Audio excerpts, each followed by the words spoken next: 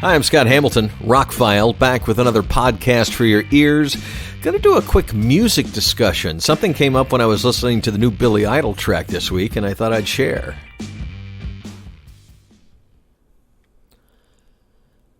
Over 3 decades in the radio industry, a lot of people ask me, what do you listen to? What are your favorite bands? And I try not to say anything. If it's a radio listener asking me, I'm going to give them the answer that whatever the station's playing. If we're a rock station, man, I love Metallica, I love Pink Floyd, I love Zeppelin, I love Doors. And I do love those bands, don't get me wrong. But they're not the go-to when I want to listen to something. And one of the main reasons is when you work in radio, we sit in that room 4 or 5 hours, 6 hours when I was young, and we hear those songs every day, every night, every shift. You can even have it low in the studio, but you still hear them. You have to keep the radio on to know that the station's still on the air, or watch the needles or whatever. But, you know, people say, oh man, this radio station plays this song way too many times. I'm tired of it. Really? You listen 15 minutes to an hour a day, maybe in your car. We sit there for hours. And if it's like a top 40 station or an active rock station that has a tight rotation where you're playing the same songs every couple hours, you think you get burned out on songs? We get burned out on songs. And when I've spent decades in the industry and I've done certain formats for decades, I know them like the back of my hand. I know the lyrics to songs I don't own. Songs that I was never weren't very popular in my personal rotations. I have every guitar lick, every solo, every chorus, every bridge memorized. It's by osmosis. I was in the room while they played thousands of times.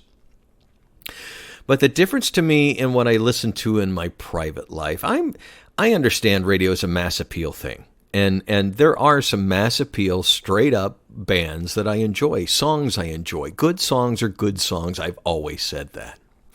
But in the music industry these days, in certain formats, there are teams of songwriters writing these songs for the artists. And while that's gone on since the dawn of the recording industry, and there's nothing wrong with it, but I tend to prefer artists who write and perform their own music. That's why I'm just not the biggest fan of this swell of covers we're getting. A lot of it's due to COVID, and people didn't want to sit down and write brand new albums, not knowing when the album would come out. It's just easier to sit down and do some covers and have some fun with it. And as a musician, I totally appreciate that. I really, really do. That being said, I run radio stations, and if I keep getting covers of other songs, what listeners think psychologically is, why are you playing this cover when you could play the original? For example, Tom Morello has a new AC/DC cover, the guitarist from Rage Against the Machine and Audioslave. He's got a new AC/DC cover that features Bruce Springsteen and Eddie Vedder. That's huge. You listen to it, it's a great song, it's great produced, it's well performed, it's really great. But why? Why? The record company is begging us all stations to play it, but, you know, if you still play AC/DC, the cover is fine for a little while, but it's not going to sell a whole bunch of albums, and it's not going to make people gravitate towards that version. Now, that being said, every once in a while, a cover does break through. In the last few years, Disturbed did a Simon and Garfunkel cover that became a huge worldwide hit, and I take nothing away from that. When a band puts their own stamp on a song, that's when I really like a cover. When you perform it exactly the way it was done, well, there is something to that too, especially if it's like, you know, a Rush song that's really difficult, or a Dream Theater song, or whatever. But on the flip side, what I gravitate to, and when I get new music, I've said this in other podcasts, I listen to it with multiple ears on. One ear is always, is this fit my radio stations? No matter what station I've programmed over the last 3+ decades, that ear is always tuned to how that station sounds, what we're going for, the audience that we're going for, the sound that we're going for, whether it's rock, urban, pop, country, whatever. That's one element of my listening experience when I listen to a song. In 60 seconds or less, I can usually go, that fits the radio station, or it's a hit, and we'll play it. Boom. That's the professional opinion that with the caveats that go into that, and that is one ear. Another ear is this something that I would like? Is this something I want to put in my personal collection? And I've mentioned before that I get a lot of music these days digitally from record labels to play on the radio stations. But if I really, really want something, I go out and buy a hard copy of it. I still have a massive CD collection. I like owning the music. That way, I never have to worry about Spotify or Netflix taking a song or a movie off that I like. I own it. And I can play it till the rest of my life as long as I have a CD player, a DVD player, a Blu-ray player, or whatever. I've just always been a collector of those kind of things that I just really enjoy. But not everybody's like that. I get it. It's much easier to stream things or listen to the radio or whatever. If you're not one of those people that used to record a song on the radio to make a mixtape, then maybe you don't know what I'm talking about. But we used to do that. I need to cut out the DJ talking, but I want to get that song. That kind of thing. And I know when I started in internet radio, there was a big thing about not broadcasting in an MP3 format that could be easily recorded by people on the other end. Record companies were really worried about that. That's all changed. And I wish Spotify and some of the other places would pay the artists what they're worth, what the songs are worth. These days, artists are getting millions of spins on these streaming platforms and making pennies for it, and that makes no sense to me. And it's great for you, the listener, because you pay whatever you pay a month to get that service, and you don't have to have a large music library. But I always think of it from the artist's point of view, and it sucks for them. Yes, they get a bigger audience, but you're not buying anything. And so that's where artists these days are selling T-shirts, coffee mugs, and whatever, getting into liquor or coffee or whatever. Bands are a business. They have to make money to keep making their art. I'm getting a little off topic. What I like in my personal life is an artist who takes their life experiences and translates them into art. That's what music, that's what painting, that's what artists do. And I'm not saying it's not art to write a great pop song or a great country song and have somebody else perform it. There is an art to that. There is a talent to that I will give you. But that's not what I'm looking for. And I can go, wow, her voice or his voice is amazing. That guitar solo was stellar. But the song probably won't grab me, probably won't hit me in the soul if there's not something underneath. So to bring it back to where we started, this week Billy Idol released a new song. And from a professional standpoint, I haven't really paid much attention to Billy Idol since the 90s. He hasn't released anything I needed to play on the radio. And that from a professional side, I'm sorry, it's brutal, but if you don't release songs that I'm going to play, I don't follow you. It's just not professionally important. Yes, I like some Billy Idol songs when I was younger, and those classics will never go away in my personal collection. But he's not really an album guy. He's always been kind of a singles guy anyway, and that's just not really my thing. Like I said, I like albums. I like that experience. But this song, it starts out with kind of a Wicked Game vibe, and then it kind of morphs into a little bit more intense thing. But for once, an artist put the lyrics down below the video. So I'm watching the video and I'm reading the lyrics going on. I'm like, oh, this is about his car accident. This is him like bearing his soul about these things and what he thought about after it and how it changed his life. That gave me so much more import than just listening to the song with my eyes closed and going, it kind of sounds like Wicked Game, and it's not bad.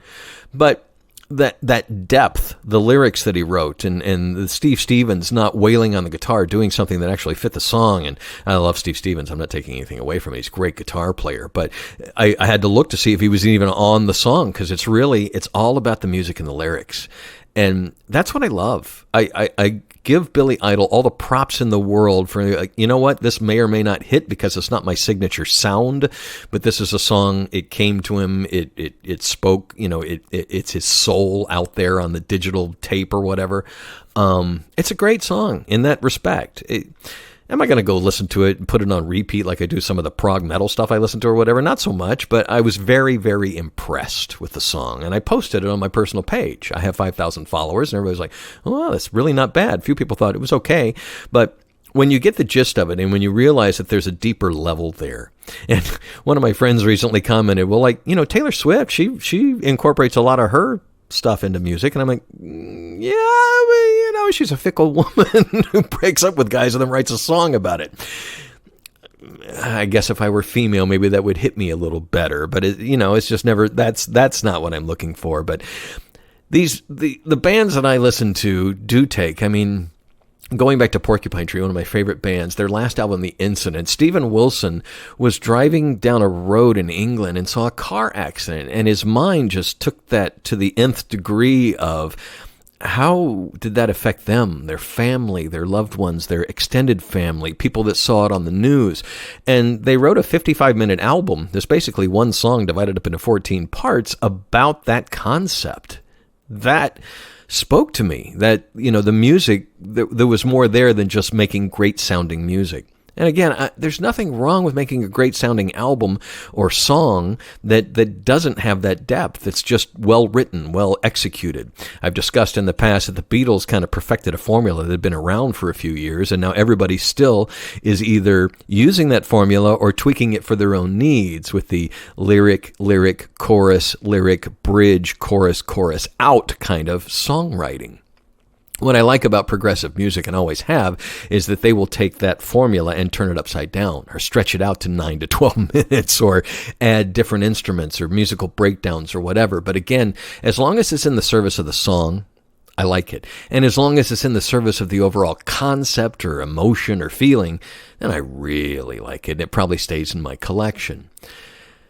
Leprous is a band from overseas that is not a mass appeal band. They started as a metal backing band. There were harsh vocals on the first few albums. Everything in the band is kind of an acquired taste if you're into that kind of thing. Some people go, wow, that's interesting. But the band continues to evolve. And I've spoken to 3 members of the band already about the fact that, that they get together and they have a concept, and not that their albums are concept albums, but they kind of sit down and focus on that concept. But with their new album that's just about to come out, they didn't do that. They, during the pandemic, took time to record a song here, record a song there, and then kind of put it all together in an album. And in that respect, it's one of their best albums because it sounds incredibly fresh. Everything doesn't flow like one song. They're different songs, different emotions, different highs, different lows, and I absolutely love the album. Haven't done a review of it yet. I think I mentioned before, I kind of got soured on the whole reviewing albums thing when YouTube and Facebook would take the music out. Radio and record labels have always had this relationship. You send us free music, we play it. It's a relationship that has gone back since the beginning of time. Without getting into payola or somebody paying or buying a promotion on your station so you'll play a song, ultimately, I was brought up in the radio industry and told by programmers that if the song fits, play it, and that's what we're here for. We're here to expose you to this music you love. Now, these days, most radio stations are heading nostalgic, playing songs that you grew up with, playing songs from high school and college. There's a great meme on the internet that says the songs that you were partying to 20 years ago are now the songs you hear in the grocery store, and that there's a lot of truth to that.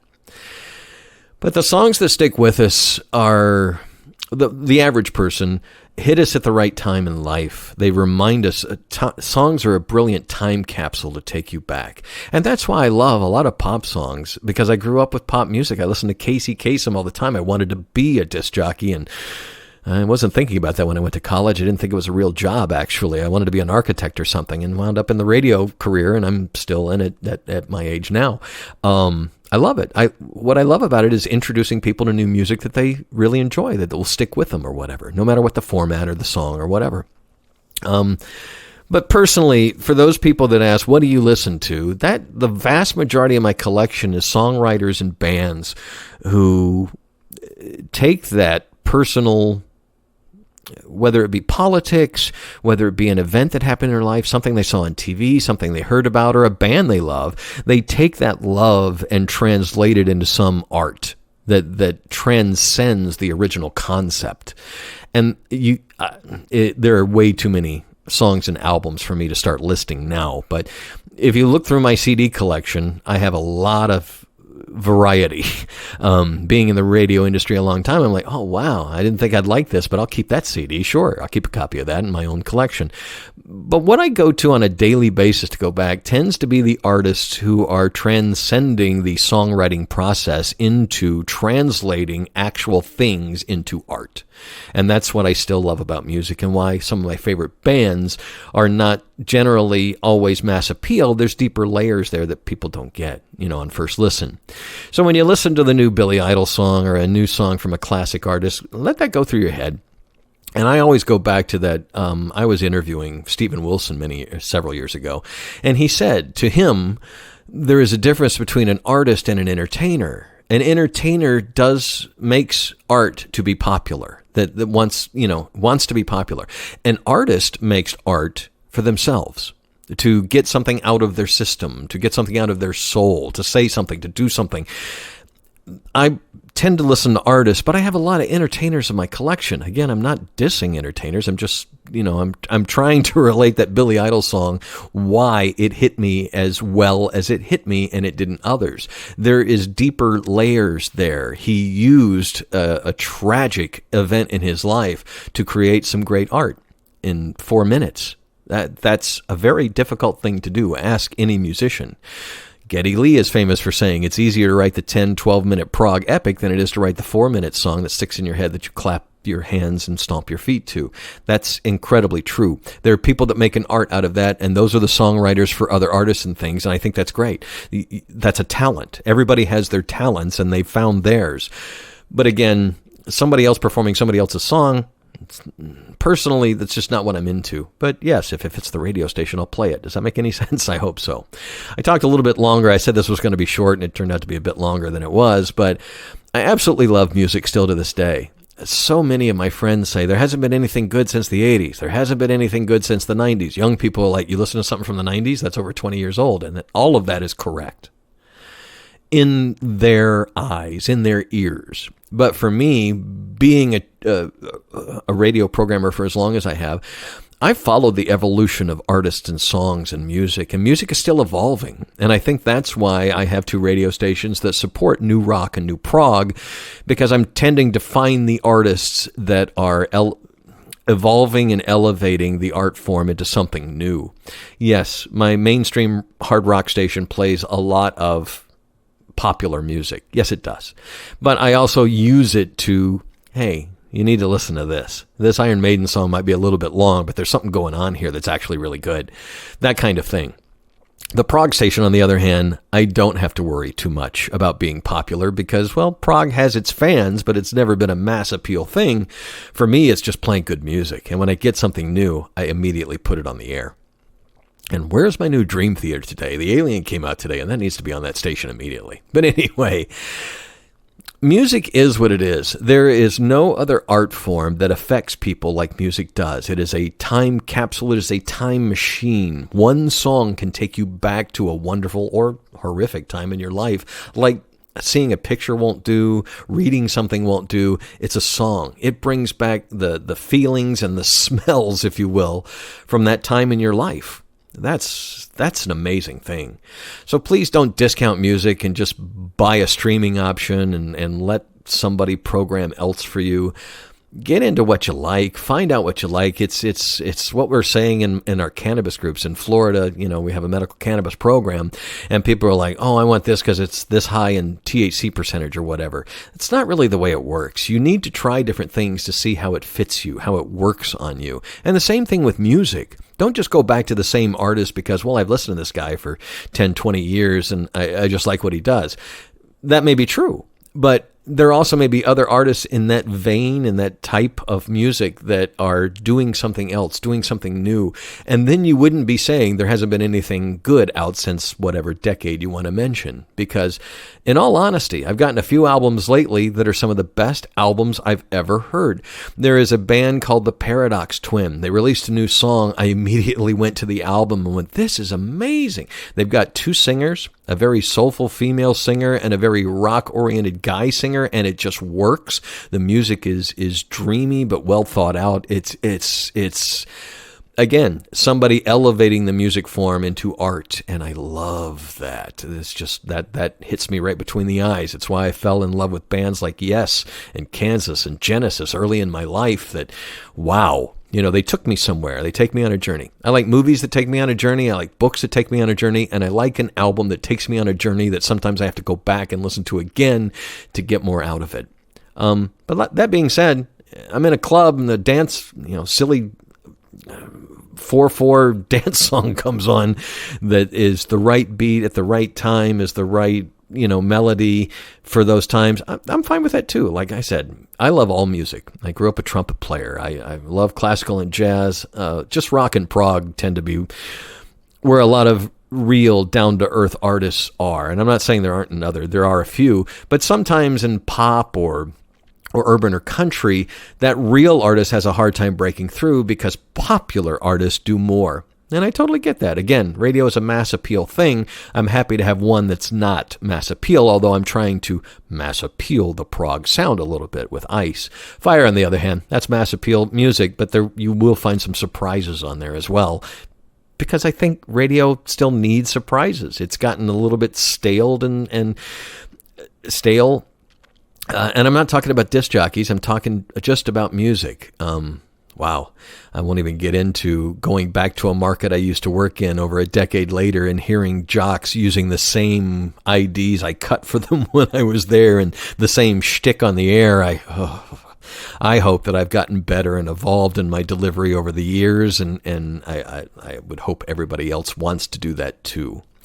But not to get too much off on a tangent, check out the new Billy Idol. He's done some heartfelt, some soulful work, and it's a good song. It's really good, and it's got deeper layers going on. And there is a lot of music out there like that these days. You just have to do a little bit of research. Or maybe check out ROCKFILE Radio if you're into rock and prog. I'm Scott Hamilton. TheRockFile.com is my website. It's got links to all my other things. Like, share, and subscribe. Thank you so much for listening to this little bit of babbling about music. I hope you love music as much as I do. It's saved my life, it's changed my life, and it continues to on a daily basis. Have a spectacular day and go listen to an album.